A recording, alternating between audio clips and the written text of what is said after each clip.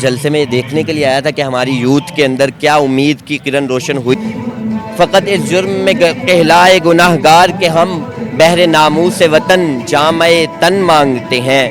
لمحہ بھر کو تو لبا جاتے ہیں نعرے لیکن لمحہ بھر کو تو لبا جاتے ہیں نعرے لیکن ہم تو کی طرف رحم کی امید سے دیکھنے کی بجائے عوام کے ووٹ سے آنا ہوگا۔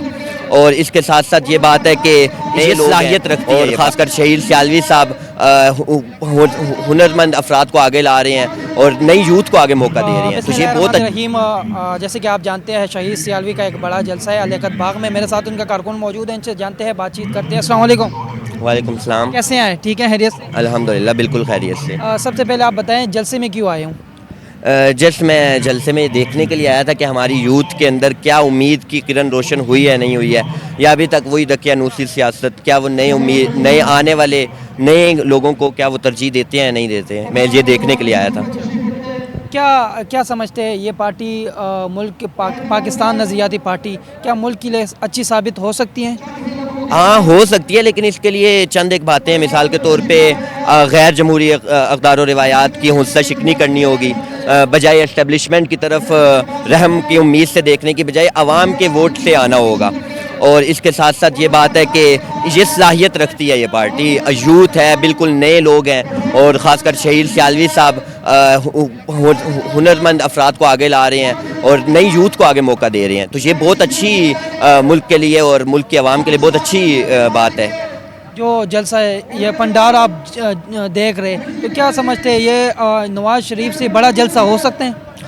نہیں، یہ ابھی اس وقت تو نہیں خیر کہہ سکتے، لیکن یہ میں کہہ سکتا ہوں کہ آنے والی زندگی میں، آنے والے دور میں، آنے والے اگلے 10 سال 5 سال کے اندر ایک بڑی سیاسی پارٹی کے طور پہ یہ ابھرے گی یہ پارٹی۔ آپ کہتے ہیں نہیں ہو سکتا، شہید سیالوی دعویٰ کرتے ہیں میرا سب سے بڑا جلسہ ہوگا بغیر قیمے والے نان بریانی کے، تو کیا سمجھتے ہیں وہ دعویٰ کرتے ہیں؟ بالکل، وہ ایک سیاسی دعویٰ بھی ہو سکتا ہے اور مخالف کو تھوڑا زیر تو کرنا ہی ہے، اور کیونکہ سیاست میں ہے تو سیاست میں ایسے دعووں کی وجہ سے ہی تو آپ سیاست کرنی ہے، تو یہ دعوے ان کے بے معنی نہیں ہیں، ان کی سیاست کو آگے بڑھانے میں اور یہی عوام کو ان کی طرف متوجہ کرنے کے لیے یہی نعرے ہیں۔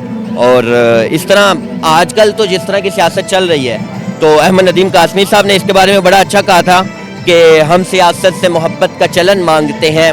عوام کو یہ امید ہے کہ ہم سیاست سے محبت کا چلن مانگتے ہیں، شب صحرا سے مگر صبح چمن مانگتے ہیں۔ فقط اس جرم میں کہلائے گناہ گار کہ ہم بہر ناموس وطن جامع تن مانگتے ہیں۔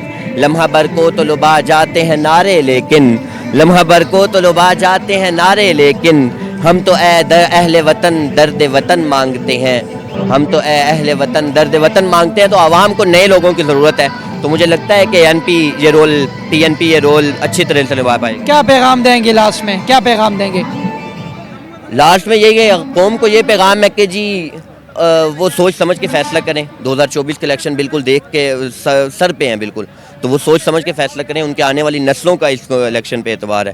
تو دوسری طرف سے سیاسی رہنماؤں کے لیے یہی بات ہے کہ جی آپ کے پاس بہترین موقع ہے کہ عوام کے ووٹ سے آپ آگے آئیں اور عوام کی امیدوں پر پورا اتریں، اور یہی ملک کو آگے بہتر لے کے جا سکے گا، ترقی کی راہ پہ گامزن کر سکے گا۔